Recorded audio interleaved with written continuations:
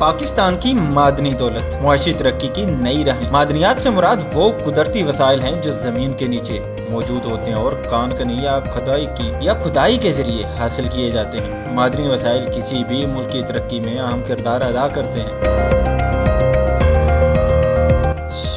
سونا ایک قیمتی دھات ہے۔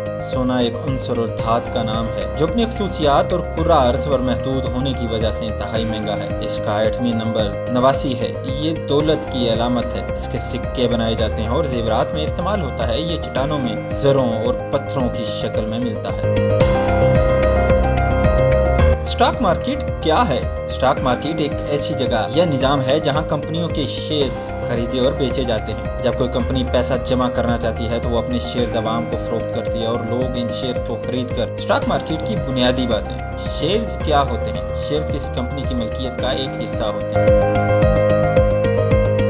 پاکستان کے آئندہ مالی سال 2025 اور 26 کے لیے وفاقی بجٹ سازی کے بارے میں حکومت اور بین الاقوامی مالیاتی فنڈ کے درمیان ورچوئل مذاکرات کا آغاز آج سے شروع ہو رہا ہے جو 16 اپریل تک جاری رہیں گے۔ بجٹ مذاکرات کے دوسرے اور آخری مرحلے کے لیے IMF مشن ہفتے کے روز اسلام آباد پہنچے گا اور 23 مئی تک مذاکرات ہوں گے۔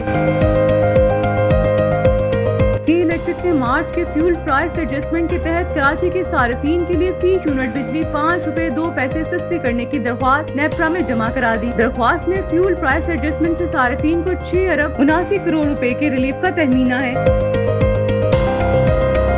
اقوام متحدہ کی سلامتی کونسل میں غزہ کی المناک صورتحال پر ہونے والے خصوصی اجلاس میں پاکستان نے واضح الفاظ میں مطالبہ کیا ہے غزہ میں فوری، مستقل اور غیر مشروط سیز فائر نافذ کیا جائے اور اسرائیلی محاصرہ فوری طور پر ختم کیا جائے۔ پاکستان کی معدنی دولت، معاشی ترقی کی نئی راہیں۔ معدنیات سے مراد وہ قدرتی وسائل ہیں جو زمین کے نیچے موجود ہوتے ہیں اور کان کنی یا کھدائی کے ذریعے حاصل کیے جاتے ہیں۔ معدنی وسائل کسی بھی ملک کی ترقی میں اہم کردار ادا کرتے ہیں۔ اللہ تعالیٰ اپنے فضل سے پاکستان کو بے شمار معدنی وسائل سے مالا مال کیا ہے۔ پاکستان کی معدنی دولت کا تخمینہ $6 ٹریلین لگایا گیا ہے۔ یہ وسیع ذخائر 6 لاکھ مربع کلومیٹر پر پھیلے ہوئے ہیں۔ ان میں 92 اقسام کی معدنیات کی تصدیق ہو چکی ہے جن میں سے 52 معدنیات کی تجارتی طور پر کان کنی جاری ہے۔ اہم معدنی ذخائر۔ معدنیات 2 قسم کی ہوتی ہیں: دھاتی معدنیات، غیر دھاتی معدنیات۔ دھاتی معدنیات تانبا بلوچستان میں چاگی، سینڈک، ریکوڈک، کلات، لسبیلا اور شوب میں بڑی مقدار میں پایا جاتا ہے۔ سونا چاندی کے علاقے ریکوڈک میں سونے کی نمایاں ذخائر پائے جاتے ہیں جس کا تخمینہ 1200 ٹن لگایا گیا ہے۔ آئرن ایسڈ لوہا کالا باغ اور چنیوٹ میں پائے جانے والے ذخائر کا تخمینہ 1.427 بلین ٹن ہے۔ غیر دھاتی معدنیات کوئلہ پاکستان میں کوئلے کے تقریباً 185 بلین ٹن کے ذخائر ہیں جن کو صحیح طریقے سے استعمال کرنے پر 30 سالوں میں 1 لاکھ میگا واٹ بجلی پیدا کی جا سکتی ہے۔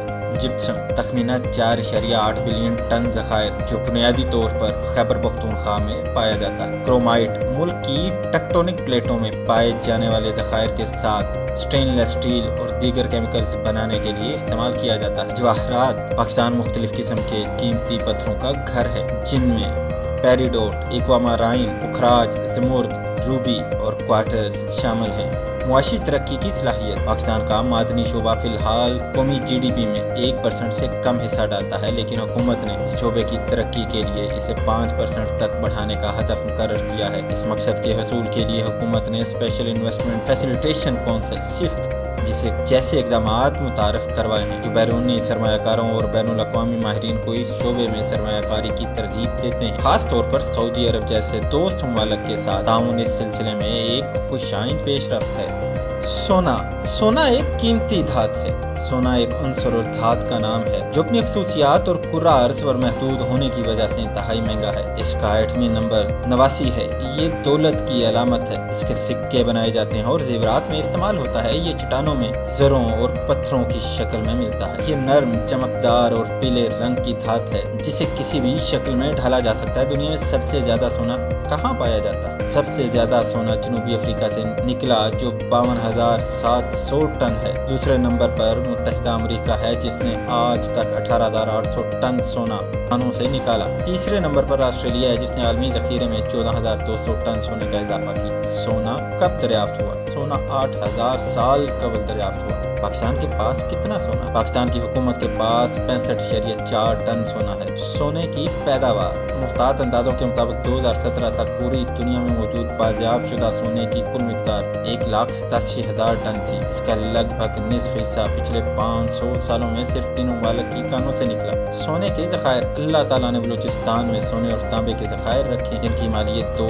खरब डॉलर से भी ज्यादा बनती है। 54 मिलियन टन सोने के ज़खायर मौजूद हैं। बलूचिस्तान में मौजूद रेकोर्डिक कान दुनिया के ये बड़े ज़खायर में शामिल है। जिला चागी में मौजूद रेकोर्डिक कान में सोने के ज़खायर इतनी मिकदार में मौजूद हैं, इसे निकालने के लिए 20 साल से जायद का अरसा लग सकता है। ये सोने का पहाड़ 100 किलोमीटर से जायद के रकबे पर फैला हुआ है और अब मजीद सोने के ज़खायर सिंध के इलाके थर पारकर के कस्बे नगर पारकर से दरियाफ्त हुए हैं। स्टॉक मार्केट क्या है? स्टॉक मार्केट एक ऐसी जगह या निज़ाम है जहां कंपनियों के शेयर्स खरीदे और बेचे जाते हैं। जब कोई कंपनी पैसा जमा करना चाहती है तो वो अपने शेयर्स अवाम को फरोख्त करती है और लोग इन शेयर्स को खरीद कर। स्टॉक मार्केट की बुनियादी बातें। शेयर्स क्या होते हैं? शेयर्स किसी कंपनी की मलकियत का एक हिस्सा होते हैं। जब आप कंपनी का शेयर खरीदते हैं तो आप इस कंपनी के जुज़वी मालिक बन जाते हैं। खरीदो फरोख्त कैसे होती है? स्टॉक मार्केट में सरमायाकार ऑनलाइन या ब्रोकर्स के जरिए शेयर्स की खरीदो फरोख्त करते हैं। स्टॉक मार्केट में पॉइंट्स क्या होते हैं? स्टॉक मार्केट में पॉइंट्स का मतलब होता है इंडेक्स की कीमत में तब्दीली। पाकिस्तान स्टॉक एक्सचेंज में सबसे मशहूर इंडेक्स है KSE 100 इंडेक्स। KSE 100 इंडेक्स क्या है? ये एक ऐसा इंडेक्स है जिसमें पाकिस्तान की 100 बड़ी कंपनियों के शेयर्स शामिल होते हैं जिनका कारोबार सबसे ज्यादा होता है। ये इंडेक्स मार्केट की मजमूई कारकर्दगी को जाहिर करता है। पॉइंट्स कैसे काम करते हैं?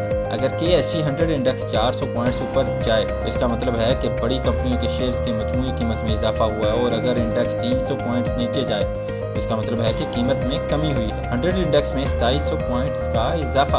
पाकिस्तान स्टॉक एक्सचेंज में कारोबारी दिन के आगाज पर जबरदस्त तेजी देखने को मिली, जिसके नतीजे में 100 इंडेक्स में 2300 पॉइंट्स का गैर मामूली इजाफा रिकॉर्ड किया गया। कारोबार के आगाज के साथ ही इंडेक्स 1,20,000 पॉइंट्स की सतह तक पहुँच गए, जो सरमायाकारों के एतमाद और मस्बत मुआशी इशारियों की अक्कासी करता है। मुआशी माहिरीन का कहना है कि इस तेजी की बड़ी वजूहात में सरमायाकारी के माहौल में बेहतरीन हुकूमती पॉलिसियों पर एतमाद और IMF से मुतालिक मुस्बत तवक्कुआत शामिल हैं।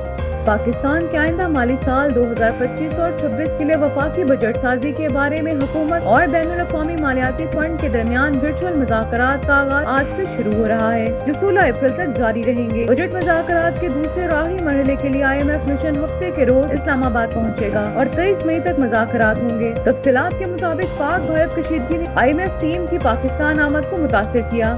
IMF खित्ते में सिक्योरिटी सूरत हाल की वजह से इस्लामाबाद के सफर में ताहीर के बाद आज से नए बजट पर वर्चुअल मुज़ाकरात का आगाज करेगा। सिक्योरिटी सूरत हाल के बायस IMF मिशन मंगल की बजाय अब वीकेंड पर इस्लामाबाद पहुंचने का इम्कान रखता है। वज़ारत खजाना के ज़राए का कहना है कि आइंदा बजट में आमदन और अखराजात पर बात होगी। आइंदा बजट में 400 अरब रुपए के टैक्स इक़दाम पर गौर होगा और बजट में टैक्स रिलीफ इक़दाम पर खसूसी सेशंस होंगे। तनख्वाहदार तबके पर इनकम टैक्स में रिलीफ पर IMF को मनाने के लिए खसूसी तैयारियां की जा रही हैं। सनतों और तमीराती शोबे के लिए IMF को राजी करने की कोशिश होगी। IMF ने बल्गारिया से वाबस्ता में साइबर पेट्रोगा को पाकिस्तान में नया मिशन चीफ भी मुकर्रर कर दिया है। हुकूमत ईद तातीलात से कबल 2 जून को नया बजट पेश करने का मंसूबा बना रही है। आइंदा माली साल में भी मालियाती पॉलिसी सख्त रहने की तवक्का है। IMF ने पाकिस्तान से कहा है कि वो GDP प्राइमरी बजट सरप्लस का 1.6% होने के मफूजे पर बजट बनाए। की इलेक्ट्रिक ने मार्च के फ्यूल प्राइस एडजस्टमेंट के तहत कराची के सार्फिन के लिए फी यूनिट बिजली 5 रुपए 2 पैसे सस्ती करने की दरख्वास्त नेपरा में जमा करा दी। दरख्वास्त में फ्यूल प्राइस एडजस्टमेंट से सार्फिन को 6 अरब 79 करोड़ रुपए के रिलीफ का तहमीना है। के इलेक्ट्रिक ने साथ ही ये दरख्वास्त भी कर दी है कि के इलेक्ट्रिक के पावर प्लांट्स के स्टार्टअप समेत मुख्तलिफ मदों में 14 अरब 60 करोड़ रुपए की रकम ज़ेरे इल्तवा है, जिससे नेपरा ने नवंबर से जनवरी के फ्यूल प्राइस एडजस्टमेंट में 9 अरब 40 करोड़ रुपए अलग कर लिए हैं। ये रकम कराची के सार्फिन को नवंबर से जनवरी तक मिलने वाले रिलीफ से काटी गई है। के इलेक्ट्रिक ने दरख्वास्त में मार्च के फ्यूल प्राइस एडजस्टमेंट के रिलीफ से भी रकम कटौती की दरख्वास्त की है। याद रहे कि कराची की मुख्तलिफ 7 कारोबारी तंजीमें के इलेक्ट्रिक के मुताबिक नेपरा की तरफ से फ्यूल प्राइस एडजस्टमेंट के रिलीफ में कटौती की मुसलसल मुखालफत कर रही है। इनका मौक़िफ़ रहा है कि पावर प्लांट के स्टार्टअप से खर्चे सार्फिन पर नहीं डाले जा सकते। नेपरा के इलेक्ट्रिक की दरख्वास्त पर 22 मई को समाप्त करेगी।